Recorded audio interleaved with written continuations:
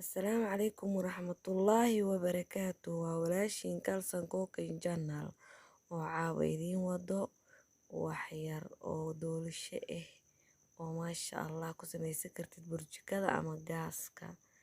No oven. Isla socod wanaagsan waxyaabaha ka sameynayo. 3 xabo ukun ah, heel, sokor iyo bakin ayaa ka sameynaya insha Allah tacaala. Halkan waxaan ku soo riday 3 xabo ukun ah. 3daas xabo ukunta waa isoo dhexgelina.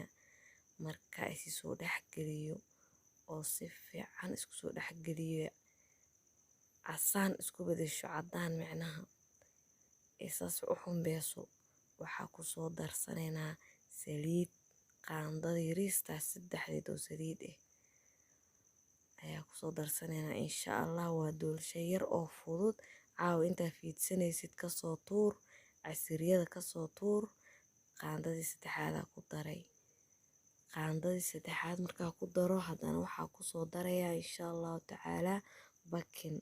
Qaandada haafkeed oo bakin ah. Baking powder. Sokoraa ku soo daraa qaanda iyo haaf oo sokor ah ama qaanda iyo nus oo sokor ah insha Allah. Haddana waxaa ku soo daraya heel carfis ah. Waxaa waay qaandada yariista oo heel insha Allah. Intaas isoo dhexgelinaa.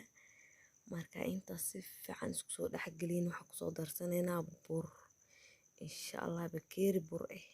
Koobka shaaha lagu cabo oo bur ah waaye. Koobkaas si fiican haddana isku dhexgelinee. Adeegna ka noqonin, jileecna ka noqonin. Maasha Allah smooth. Doolasho smooth ah oo wax yar qaadanayso adeeg 5 daqiiqo. 5 daqiiqo ku soo tuuray insha Allah. Waa kaas asaasina ugu soo baxday. Haddana birta ku soo shubeynaa dabka saarayna insha Allah. Si ku soo baxday la arka dabku waa u gaabina daciif.